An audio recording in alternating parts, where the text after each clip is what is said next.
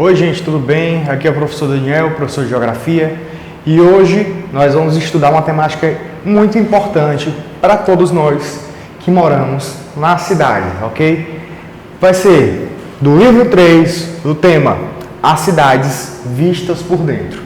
Nesse tema, pessoal, nós vamos entender de como as cidades se tornaram o que elas são hoje para a gente. Você talvez more num grande centro urbano, entender como esse centro urbano foi formado, como ele se constitui, quais são as partes que subdividem ele, é de extrema importância para entender o nosso futuro, o nosso estado atual e também ver qual projeto que os nossos governos têm para desenvolver ainda mais esses centros urbanos, para fazer com que todos cresçam de maneira igual, todos tenham acesso à moradia, à energia elétrica, a esgotamento sanitário, enfim, todas essas coisas que compõem os grandes centros urbanos, ok, pessoal? Então, fiquem atentos que nós vamos dar início a mais uma aula de geografia, ok? Vamos lá! Só para dar início à nossa temática, nós vamos estudar a estrutura interna das cidades. Beleza, pessoal? Aqui nessa aula nós vamos entender que as cidades hoje se comportam como organismos vivos. Elas têm vida própria. Elas funcionam de uma forma diferenciada de qualquer outro aglomerado humano. Beleza? A concentração das cidades é de extrema importância para entender por que nas cidades existem favelas, existem pobrezas. De onde surgiram as favelas? Por que no mesmo bairro tem pessoas extremamente ricas e outras extremamente pobres? Beleza? Aqui nós vamos procurar entender um pouco mais. Primeiro de tudo, vamos saber que as cidades, elas apresentam um crescimento desigual. Isso você tem que pôr na sua cabeça que é de extrema importância para você saber isso. Crescimento desigual. Como assim, professor? A cidade não vai crescer? É em crescimento de tamanho? É em crescimento de oportunidades?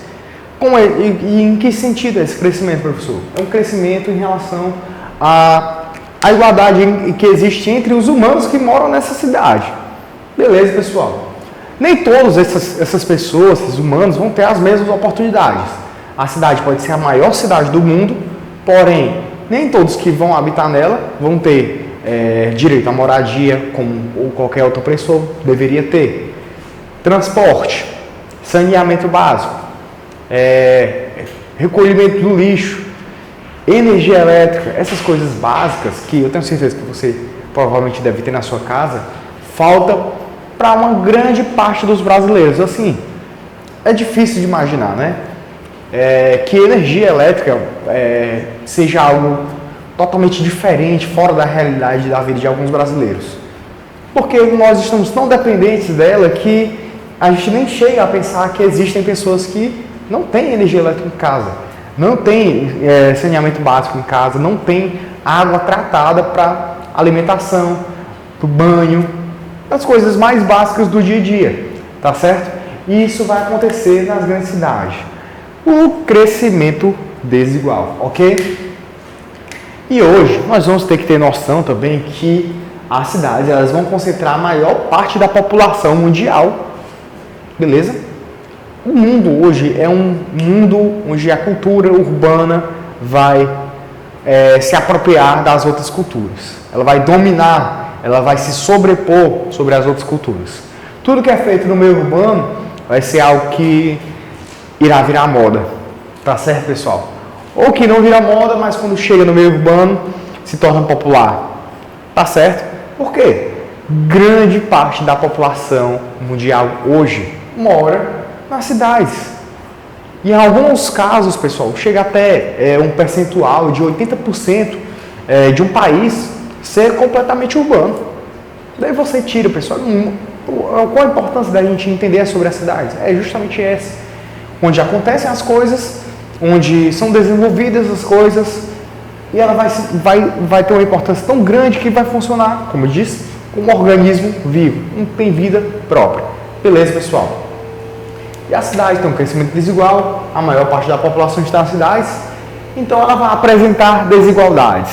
Desigualdades em que sentido? Em relação à moradia, onde nós podemos destacar, são várias. Mas nessa aula nós vamos dar destaque a moradia, transporte e mobilidade. Beleza, pessoal? Vamos tentar dar uma ênfase nessa aula, procurar entender como essas 3 formas de desigualdade vão fazer com que o desequilíbrio que existe na cidade seja cada vez maior. Beleza? Só transporte, como é que isso pode afetar? Afeta. Moradia nem se fala, né? Moradia é essencial. Todo ser humano tem direito à moradia. Mas será que isso é colocado em prática? Vamos dar uma observada, ok, pessoal? As cidades hoje, o crescimento urbano é um desafio no mundo contemporâneo. Hoje, pessoal, são justamente nas cidades de países em desenvolvimento que concentram boa parte da população urbana mundial. As que têm são as que têm os maiores desafios a serem atingidos, ok, pessoal? Em especial, os derivados das desigualdades sociais e das formas de desigualdades sociais dos diferentes segmentos, ok? Vamos destacar esses. Diante dessa situação, questões como pobreza, moradia, transporte e mobilidade urbana, além das ambientais, em conjunto, indicam a necessidade de promover justiça social e melhoria da qualidade de vida nas cidades. Ah, pessoal, por que esse será um objetivo? Porque, pessoal, uma mesma cidade é uma cidade de água. Vão existir pessoas ricas e pessoas pobres, mas por quê? Se, teoricamente, eles vão ter a mesma oportunidade, justamente em relação a essas desigualdades, vai fazer com que algumas pessoas se destaquem mais e outras fiquem esquecidas. Uma que tem uma qualidade de vida muito boa e a outra que vai procurar somente sobreviver. Ok, pessoal? Vamos lá para frente. Aqui no material de vocês eu trouxe um gráfico, vocês podem acompanhar no livro também, um gráfico que vai mostrar o percentual da população urbana que moram em favelas. Uma das primeiras coisas que nós vamos ter que abordar, pessoal, nessa temática vai ser sobre problemas de moradia. Problemas de moradia, pessoal, é algo que atinge as cidades desde muito tempo, desde o início delas. Porque, como vocês sabem, a cidade ela cresceu devido a ajuda dos portugueses, as cidades brasileiras, no caso, né? A ajuda dos portugueses, chegaram aqui, fizeram das principais cidades brasileiras os seus primeiros portos. Daí surgiram as cidades, depois começaram a surgir as vilas, depois elas começaram a se desenvolver um pouco mais com comércio, com escola, com hospitais, dando um aporte para a população que vive nela.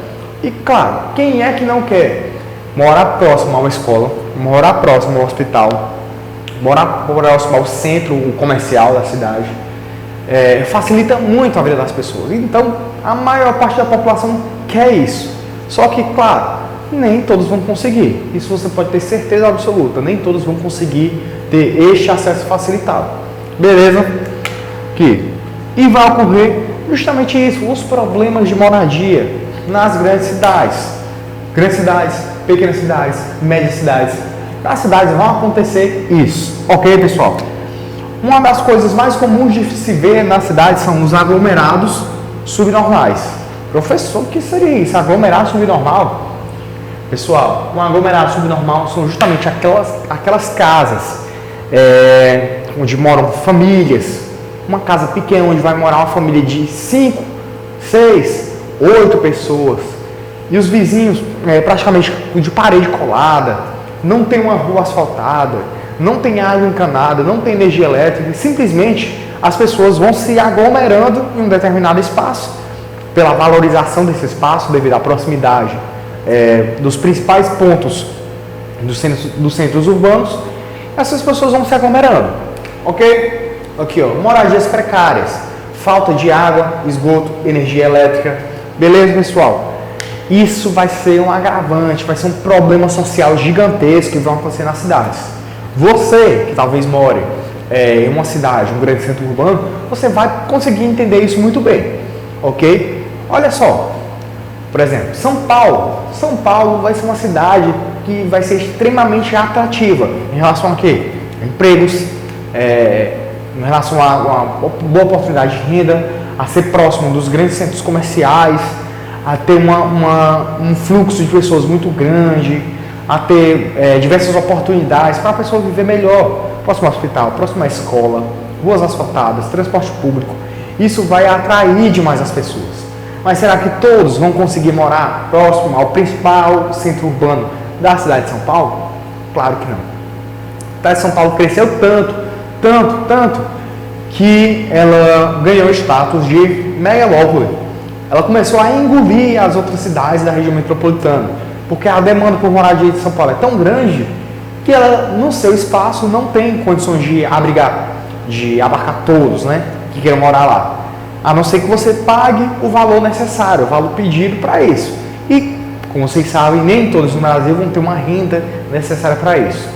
Aqui, pessoal, isso vai ser muito comum nos grandes centros urbanos, principais centros urbanos do Brasil, os aglomerados subnormais, que são conhecidos também como, deixa eu colocar aqui, favelas. As favelas, pessoal, vão ser extremamente comuns no Brasil, extremamente comuns. E naquelas regiões mais pobres, vão ser uma das poucas oportunidades que as pessoas vão ter de moradia, tá certo? Aqui, ó, percentual da população em regiões metropolitanas vivendo em favelas. Aqui no gráfico nós temos em São Paulo, Rio de Janeiro, Recife, Salvador e, ganhando disparado, Belém. Então, como assim? É o percentual da população. Quantos por cento da população mora em favelas? Aqui em Belém, pessoal, vai chegar a mais ou menos 53%. Percentual altíssimo, mais ou menos. Imagina uma cidade, mais da metade da população morando em favelas. É o que vai acontecer. Por quê? Essas cidades não estão preparadas para receber uma quantidade gigantesca de pessoas em seu espaço.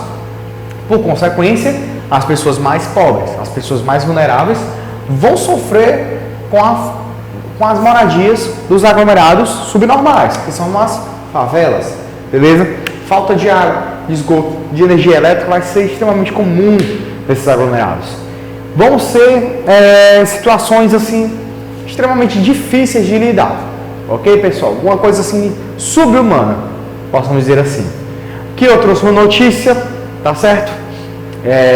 Vai falar a seguinte coisa: nos últimos 10 anos, a parcela da população urbana que vive em favelas no mundo em desenvolvimento caiu de 39%, ela foi de 39% para 33%. Isso no ano 39% no ano de 2000 e 33% para 2010. Professor, então esse percentual vem caindo? De certa forma sim, devido a um grande esforço que as prefeituras, os governadores, os governantes têm em relação a tentar reorganizar essas pessoas na cidade, dar uma condição de vida básica, o mais simples possível, para que elas possam viver bem, beleza? Porque tem muita gente que não tem nem o mais simples. Vamos lá, vamos continuar.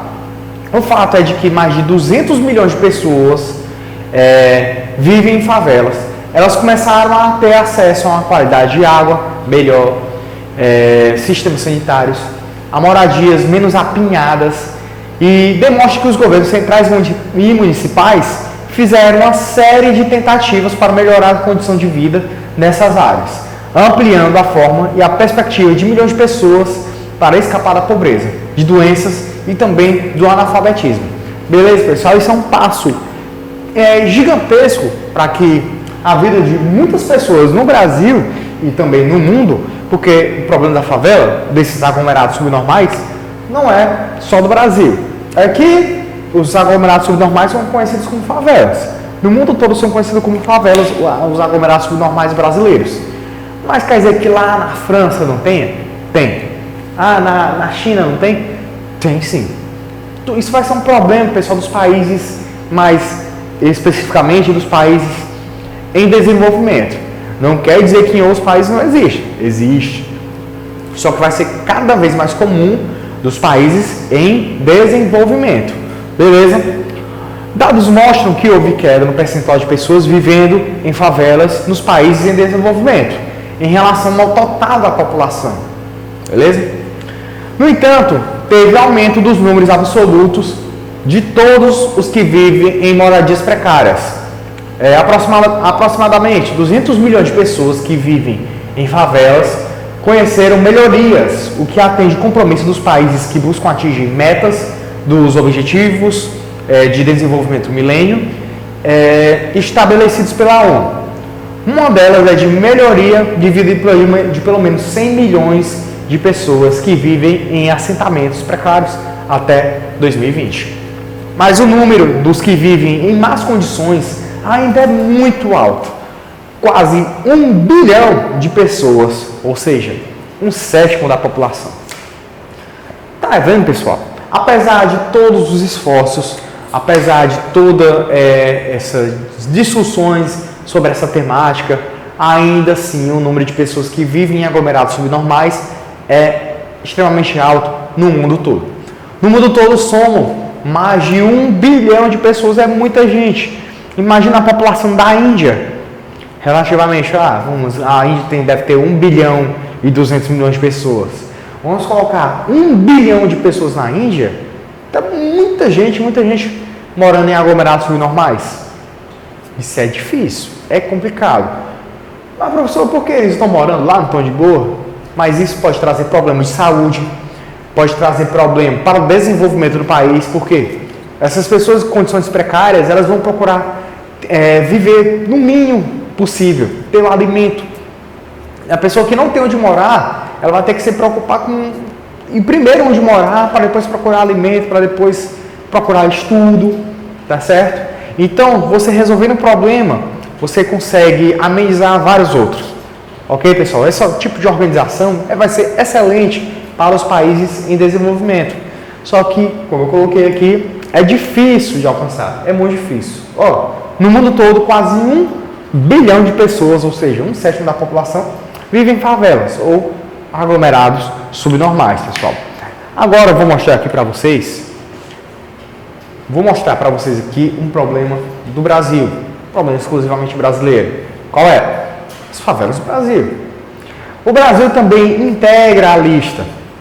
Apesar da redução ocorrida nos últimos anos, segundo as estatísticas do Censo Demográfico de 2010 e informações territoriais do Instituto Brasileiro de Geografia e Estatística, aproximadamente 11 milhões de brasileiros vivem nos ditos aglomerados subnormais, ou seja, moradias ou edificações precárias e provisórias, favelas, cortiços, acampamentos em ocupações e etc.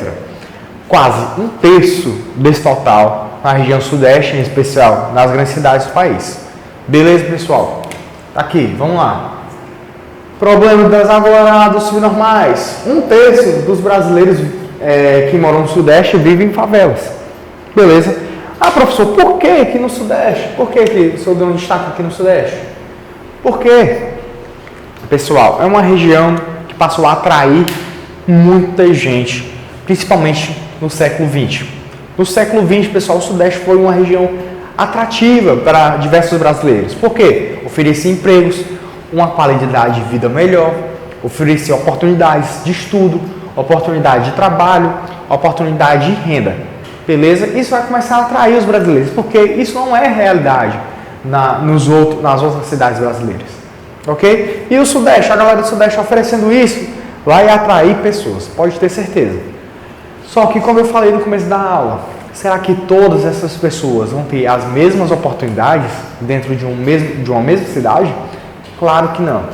Quem tem mais renda, mora bem, mora melhor, consegue se locomover melhor, consegue ter as condições básicas de vida de uma maneira muito fácil. Só que a galera que está em busca de novas oportunidades, geralmente vem sem dinheiro para pagar aluguel, vem sem renda alguma, tem que ficar procurando emprego, tá certo? Então isso vai deixar essa cidade com uma precariedade muito grande. Tá aí, 1/3 das pessoas do Sudeste vivem em favelas. Pronto. Tá vendo como é difícil? Professor, favela, mas a favela não é ruim, mas você vê será que você vê do modo mais amplo? A falta de segurança, a falta de moradia, a falta de energia elétrica, de água encanada, de esgotamento, tudo isso vai prejudicar de alguma forma, de uma forma ou de outra, a vida das pessoas. Beleza, pessoal? Vamos lá para frente. Aqui no livro, ou vocês podem observar também no material digital de vocês, é um tipo de aglomerado subnormal que existe no Brasil. Beleza? Aqui eu trouxe a favela do Pirambu, no Ceará, que foi uma das maiores favelas do Brasil no século XX. Beleza? Uma concentração de pessoas por metro quadrado durante muito tempo. Uma favela extremamente conhecida. Mas, professor, e agora? Como é que está lá? Será que mudou alguma coisa? Tem feito tentativas, os governos, passam governo, entra governo, sai governo, tentam fazer tentativas lá, tentam algumas coisas para amenizar o sofrimento dessas pessoas. Em relação à segurança, em relação ao acesso à rede de esgoto, água encanada, energia elétrica, a dar o acesso básico a essas pessoas que moram nesses aglomerados subnormais. Vocês podem ver na imagem que a favela do Pirambu é de frente a uma praia de Fortaleza, a praia do Pirambu. Só que essa galera, pessoal, não tem espaço para todo mundo. O que eles vão fazer? Vão começar a invadir a faixa de areia, começar a morar em cima da faixa de areia. Isso vai ser bom? Claro que não. Imagina uma maré cheia do mar, uma ressaca do mar. Essas pessoas vão ser diretamente atingidas. Além de que o esgotamento vai direto, passa na frente da casa deles. Então, é uma vida muito sofrida, tá certo, pessoal? Isso aí é só um dos milhares que existe no Brasil. Outro problema que vai ser muito comum nas cidades, um problema que foi estudado durante muito tempo, um problema que tentam sanar durante muito tempo, é da mobilidade urbana e das acessibilidades nas grandes cidades. Mobilidade urbana principalmente, ok, pessoal? Vamos lá. Mobilidade urbana. Essa mobilidade ela vai ser diferente em um dos vários tipos de cidades que vão existir no Brasil. Ok? Professor, como assim? Olha aqui. Diferente de cidades desenvolvidas e em desenvolvimento. Claro, tudo vai ter um conceito, a forma como é vista. Tá certo, pessoal? As cidades desenvolvidas, vamos colocar aqui a maior parte da população, assim, uma porcentagem bem alta. Uns 70% da população tem diversas opções de transporte para ir ao trabalho, para viajar, para fazer compra, para ir à faculdade, para ir à escola. E são várias opções. Por quê? Porque a cidade oferece para ele essas condições. Então, como assim? Quer dizer que a cidade vai dar um carro para cada pessoa? Não. Mas eles pensam de uma forma mais coletiva. Tá certo, pessoal? Como assim? Em vez de a gente fazer uma avenida de 5 faixas, vamos fazer uma avenida de 2 faixas. 2 faixas para carro, 2 faixas para ônibus e uma faixa para bicicletas. Tá certo? Vamos fazer com que todos tenham facilidade de ir e vir.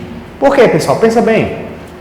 Você, num grande centro urbano, por exemplo, como São Paulo, capital, como Rio de Janeiro, capital, é muito difícil a pessoa sair da sua casa e ir de bicicleta a qualquer outro ponto da cidade, devido aos perigos de ser assaltado e o perigo de ser atropelado por um ônibus ou por um carro. Tá certo? Isso é bastante comum, só que nós estamos falando aqui de cidades em desenvolvimento, em países subdesenvolvidos, como é o caso do Brasil. Já em países desenvolvidos, existe essa opção de uma forma mais segura, de uma forma mais abrangente para todos. Vamos lá. O transporte não motorizado pode se compreender como os deslocamentos a pé, como bicicleta também, e veículos que usam tração animal. Esse último é cada vez mais raro nas cidades, ok, pessoal? Veículo de tração animal ficou mais para aquelas regiões interioranas, é uma das opções que existem, né? Em alguns países em desenvolvimento, esse tipo de transporte acaba tendo um papel central pela falta ou precariedade de transportes públicos. Que tipo de transporte, professor? Transporte não motorizado. Isso ele falou nos países em desenvolvimento. Como numa cidade pequena do interior de São Paulo, talvez não tenha um ônibus passando na frente da sua porta, a bicicleta ela vai se tornar uma opção. Uma moto ela vai se tornar uma opção. Uma carroça ela pode se tornar uma opção de transporte. Eles vão dar a pé, ok? Mas ele vai destacar aqui, ó, que é o caso de países como Senegal e Camarões, países da África, ok, pessoal? Pessoal, aqui eu coloquei uma imagem de uma faixa exclusiva para bicicletas na Dinamarca, uma ciclovia na Dinamarca, que a bicicleta se tornou um meio de transporte difundido, bastante comum, é uma das principais formas de se locomover dentro das cidades da Dinamarca. Por quê? Porque a cidade oferece a estrutura necessária para isso. Ela oferece ciclofaixa, ela tem segurança para isso. Os carros não dividem faixa com as bicicletas. Tudo isso vai facilitar com que as pessoas vejam a bicicleta como um meio de transporte viável. Tá certo, pessoal? Deixa eu passar aqui. Tem sido proposta a expansão desses meios de transporte em cidades em diversos países, nos quais, dentre eles, países da América Latina. Uma experiência pioneira de Curitiba está sendo disseminada por dezenas de países. O sistema de BRT, Bus Rapid Transit. BRT. Transporte coletivo, pessoal, que é um ônibus que vai circular em uma faixa exclusiva para ele. Vai ser uma das outras opções, das várias opções que as pessoas da cidade pode recorrer no caso de uma necessidade. Você quer ir de um ponto ao outro da cidade. Não quer ir de bicicleta, mas você pode pegar o BRT. Por quê? Você não vai ficar preso num ônibus que vai demorar horas e horas para fazer o trajeto. Ele é uma parte meio que exclusiva só para você, que está dentro do ônibus, só para os passageiros do transporte público, terem acesso rápido a diversos outros pontos da cidade, ok? E pessoal, o BRT é uma opção mais viável para essas cidades em desenvolvimento, onde não tem uma rede ferroviária de metrôs e trens leves, né? Tão grande assim, para atender a cidade toda. O BRT é a maneira mais barata e mais viável. Uma experiência pioneira foi feita em Curitiba, está sendo colocada em prática em diversas outras cidades no mundo todo. Por exemplo, em Fortaleza também existe o BRT, tem Bogotá, na Colômbia, tem o BRT, tá certo, pessoal? E tudo isso faz parte de uma melhoria do traçado urbano para a própria população. Você desafogar o trânsito para os ônibus fazer com que o trabalhador consiga chegar mais rápido a qualquer ponto da cidade, fazer com que o ônibus seja uma opção viável, segura e rápida para as pessoas passarem a usar cada vez mais ele, ok? E assim desafogar o trânsito das grandes cidades. Por exemplo, a pessoa vai pensar, se eu posso ir de um ponto a outro da cidade de ônibus pagando uma passagem de um valor relativamente baixo, para que eu vou de carro se eu vou passar horas preso no trânsito? Vou ter que pagar a gasolina, eu vou ter que pagar o estacionamento, tá certo? Eu posso levar uma multa.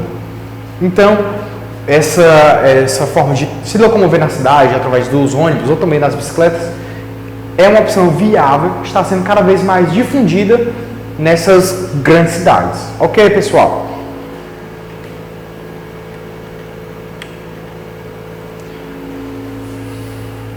Aqui eu trouxe uma imagem que vocês podem observar no material digital de vocês, do BRT que tem na cidade de Fortaleza e também no BRT que tem na cidade de Curitiba.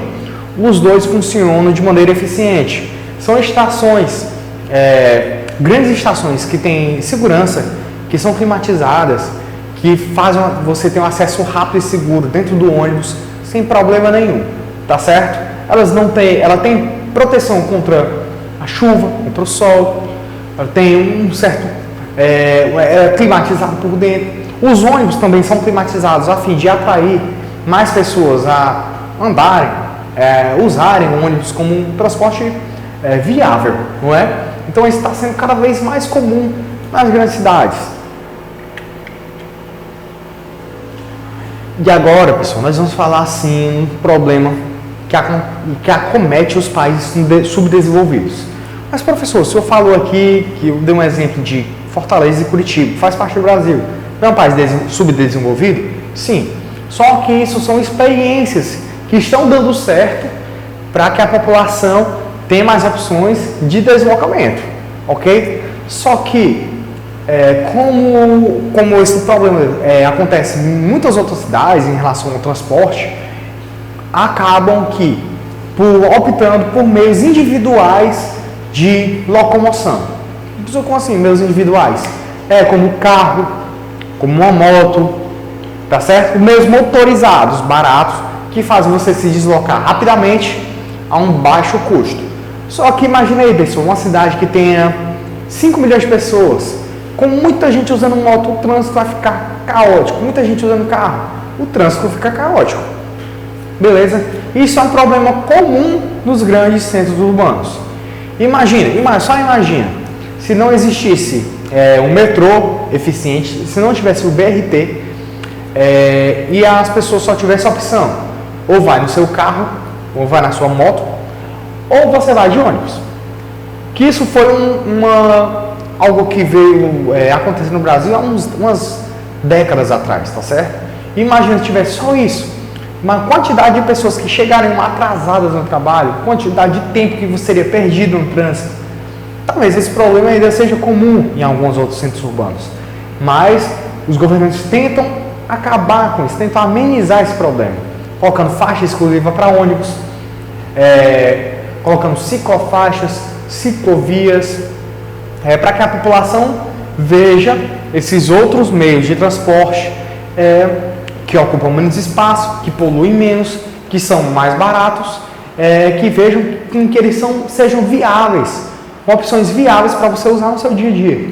Ok, pessoal? Aqui eu trouxe uma imagem do trânsito caótico que acontece na Índia. Você já deve ter visto na internet, em notícias de jornal, um trânsito onde várias pessoas andam de moto, várias pessoas no carro e não respeitam o sinal, e elas vão passando um cruzamento e não batem uma com a outra. Impressionante, né? Isso é muito comum nesses países subdesenvolvidos. A opção de transporte individual motorizado é comum. Mas isso quer dizer que todo mundo bate uma moto? Não quer dizer que não vamos ser tão deterministas assim, né? Mas tem pessoas lá que têm bicicleta, muitas pessoas têm bicicleta, muitas pessoas têm uma moto, muitas pessoas têm carro. Mas imagina, todas as pessoas combinam de sair no mesmo dia. Vai ter um trânsito caótico, você pode ter certeza absoluta disso. Ok, pessoal, vamos lá. Agora, vamos falar sobre esta parte aqui, que vai ser também de extrema importância para todos nós, beleza, pessoal? Qual vai ser ela, professor? Sobre o meio ambiente e a relação que o meio ambiente tem com a qualidade de vida das pessoas. Ok, pessoal? O meio ambiente e a qualidade de vida, elas vão andar juntos. E desde quando, pessoal, viram que o meio ambiente tem uma relação com a qualidade de vida das pessoas? Será que sempre viam isso? Pode ter certeza que não.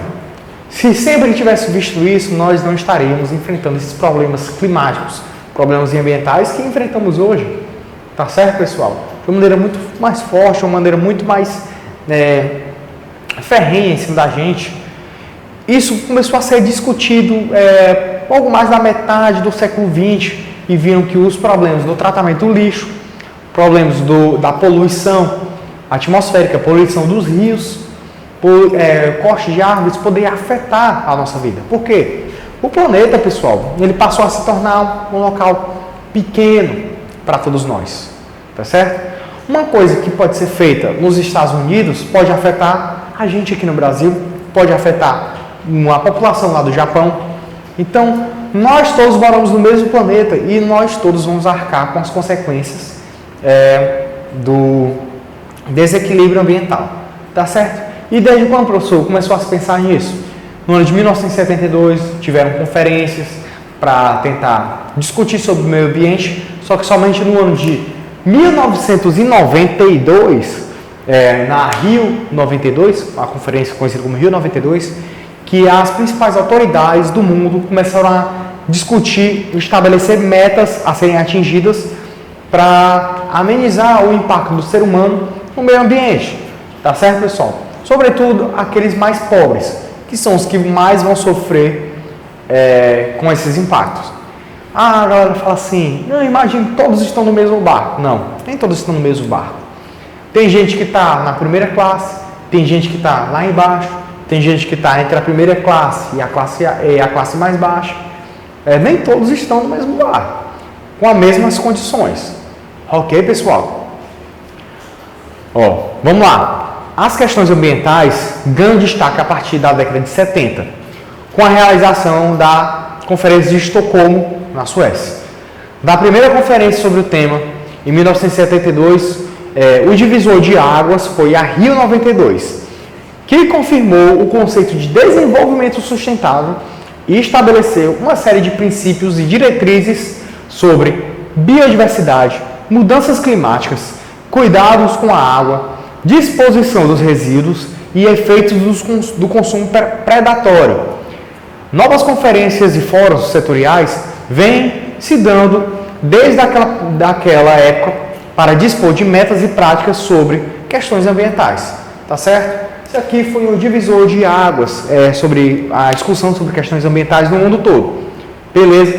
Daí foi só aumentando essa discussão, aprofundando os estudos dos impactos ambientais e vendo com que o ser humano, de fato, tem um papel significativo nessas mudanças climáticas. O ser humano, as atividades do ser humano, não impacta tanto assim, impacta. Principalmente em relação ao tratamento do lixo, em relação ao aquecimento global. Quanto mais pessoas consumindo, mais recursos vão ser retirados da natureza. E será que a natureza vai ter tempo de repor esses recursos?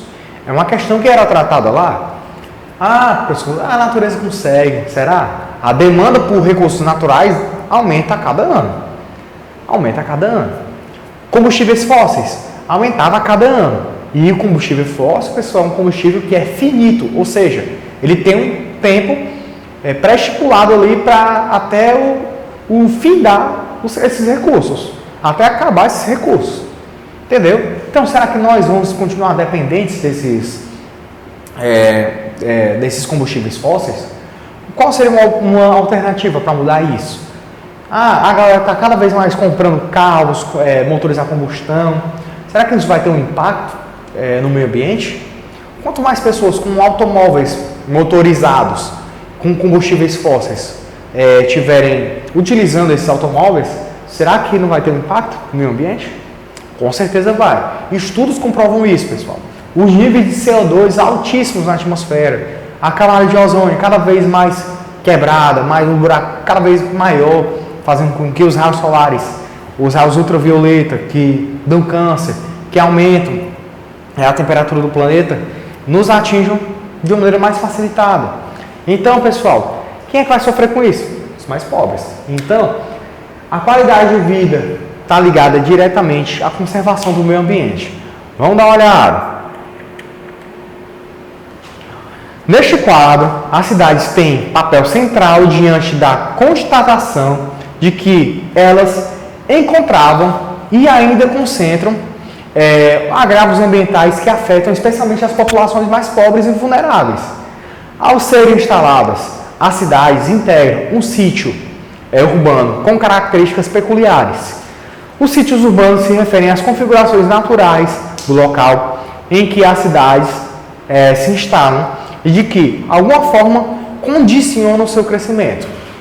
Pessoal, as cidades elas vão crescer tanto, que nem todos, como nós já falamos, nem todos vão ter acesso às mesmas coisas. Nem todos vão ter acesso aos locais melhores para se viver. Nem todos vão ter acesso a uma melhor qualidade de vida, um melhor terreno para se morar. Aqui eu trouxe um exemplo da cidade de Santos, onde tem um aglomerado subnormal, conhecido como favela, bem próximo ao Porto de Santos. É uma quantidade de pessoas enorme que moram em palafitas, ou seja, aquelas casas que ficam sobre os rios. E por não ter opção de morar em um canto melhor, elas vão ter que se aglomerar naquele pequeno espaço. Infelizmente, é a realidade das pessoas naquela região, ok? Pessoal, e entre as consequências imediatas da ocupação das cidades, vão existir vão ficar bem evidentes, que é o desmatamento, o aterramento, o desmatamento da mata original, o aterramento de lagoas, o aterramento de canais fluviais, enforcamento desses rios que atravessam as cidades, tá certo? E tudo isso vai trazer consequências. Imagina, pessoal, uma pessoa morar num local que antigamente era uma lagoa, aterraram a lagoa e construíram casas por cima.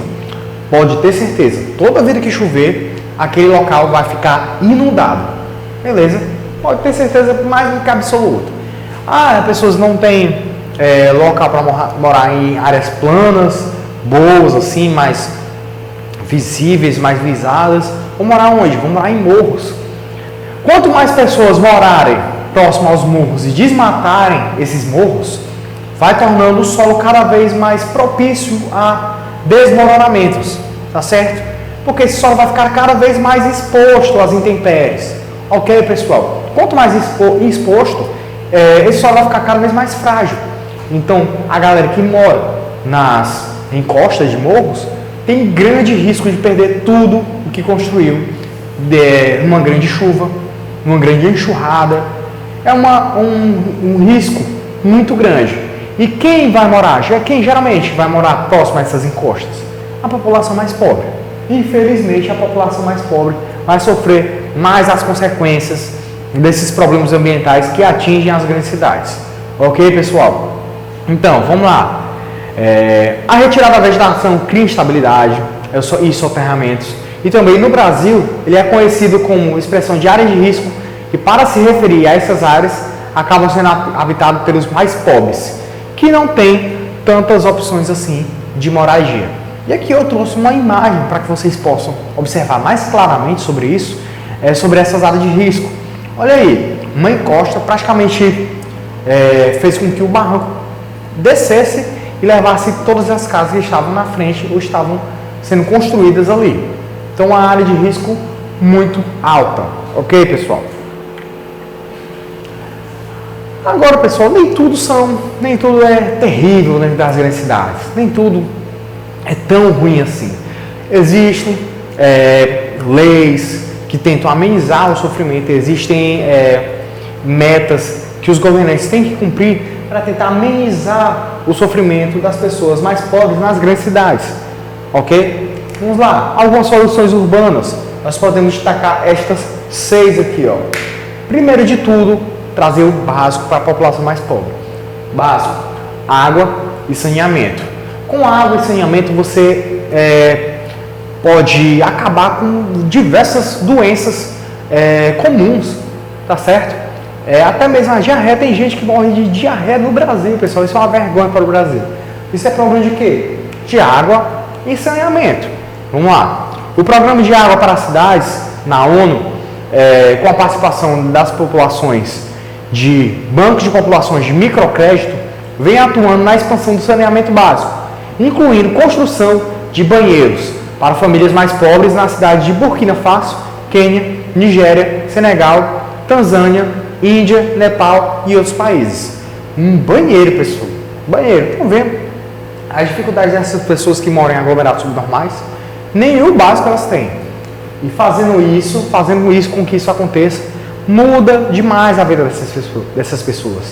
Vamos lá. Outra coisa. A habitação. Existem inúmeras iniciativas em várias cidades do mundo de construção de habitações populares, inclusive com materiais reciclados. Mas a habitação depende bastante de políticas públicas continuadas, em parceria com empresas. Elas devem oferecer moradias integradas às cidades e opções de emprego às pessoas de baixa renda e evitar a expulsão dos mais pobres.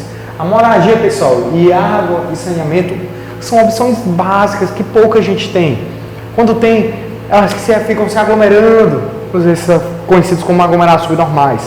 As habitações com o básico são essenciais para a manutenção da vida das pessoas. Ok? Terceiro, organização da cidade. Pessoal, que coisa besta, mas é essencial, pessoal. Em 2005 foi criado o C40, que reúne prefeitos das 40 maiores cidades do mundo para trocar experiências quanto à emissão de gases do efeito estufa. O grupo foi sendo ampliado e atualmente conta com 60 cidades.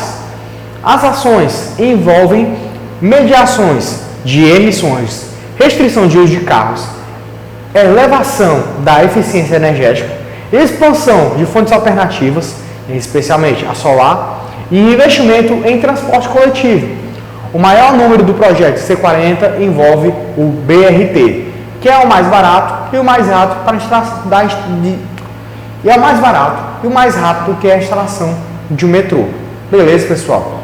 Então, pessoal, organização das cidades, planejamento das cidades, planejamento urbano vai ser essencial. Outra coisa, transporte urbano. Vamos lá, continuar falando de BRT, vamos continuar, né? Agências da ONU recomendam investir em transporte coletivo de massas e sistemas multimodais que integram vários meios, como ônibus, trem, bonde elétrico, metrô, ciclovia, faixa para pedestre e etc. Paris, na França, é um exemplo que oferece bicicletas motorizadas e não motorizadas que podem ser usadas e deixam em postos de qualquer ponto da cidade, nas próximas estações do metrô. As ciclovias têm se disseminado em razão à experiência bem sucedida na Alemanha, na Holanda e na Dinamarca. A ciclovia, pessoal, vai funcionar como uma alternativa comum, uma alternativa barata de locomoção no espaço urbano. Então vai ser muito bom, pessoal. Os meios de transporte urbano vão ser essenciais para integrar a população como um todo. Beleza? Vamos lá. Outra coisa que vai ser essencial seria o tratamento do lixo nas cidades. O tratamento do lixo, ele era para ser bastante comum, só que pouco vem sendo aproveitado nessas grandes cidades. Então tem um problema urbano muito comum do lixo, o lixo não sendo tratado, o lixo não sendo reciclado, ok? Vamos lá. É bastante conhecida a política do R3. Reduzir, reutilizar e reciclar. Para dispor dos resíduos, vários países têm coleta seletiva e reciclagem, com destaque novamente para a Alemanha. Em Barcelona, na Espanha, existe um sistema subterrâneo ao qual o vácuo recolhe o lixo a ser reciclado, dispensado em caminhões. No Brasil, a reciclagem ocorre em boa medida por iniciativa de organizações como as de catadores de lixo reciclado. Um dos destaques é a reciclagem de latinhas de alumínio, que hoje é quase 100%. Beleza? É uma das vantagens, só que por maneira individual. As pessoas vão à associação de catadores e coletores, recolhem esse lixo e tentam reciclá-lo e ganhando uma grana com isso. Só que é um trabalho muito desvalorizado. Ele passa ser um dos mais valorizados que tem no Brasil, mas porém não é tanto assim, tá certo? É um trabalho sofrido. Cabe ao governo, cabe aos governantes dar o reconhecimento necessário a estes trabalhadores, não é mesmo, pessoal? Vamos lá. E por último, seria o planejamento urbano. O sistema de planejamento urbano tem como papel importante para a tomada as cidades mais sustentáveis e justas socialmente. A ONU recomenda que os novos planos devam prever as condições sociais básicas e proteger as bases naturais, como água, vegetação, o ar e etc. Além de ser flexíveis, atender demandas urgentes e garantir a participação popular em uma nova governança urbana. Beleza? O planejamento urbano ele tem que ser comum a todos, tem que ouvir a população como um todo e não ser da parte mais rica e descer para a parte mais pobre. Tem que ser geral. Imagina, ciclofaixa é bom, mas vamos fazer ciclofaixa onde? Só nas áreas nobres? Ou fazer ciclofaixa que integre a área precária de maneira segura ao posto de trabalho dessa população? Fazer ciclofaixa que atenda que tenha ligação, que ligue um ponto a outro, que proteja realmente o ciclista, plantar árvores que realmente protejam o ciclista de tomar sol diretamente, aumentar o nível do verde nas cidades. Tem que ser ouvido todos os setores da sociedade em relação a isso, tá certo, pessoal? Então, pessoal, é isso. Eu espero que vocês tenham gostado dessa aula e descoberto um pouco mais sobre as cidades onde nós vivemos. Entendido que ela é um organismo vivo e que depende de todos nós para que essa vida dela continue de uma maneira mais saudável. Tá certo, pessoal? Então é isso. Obrigado e até mais.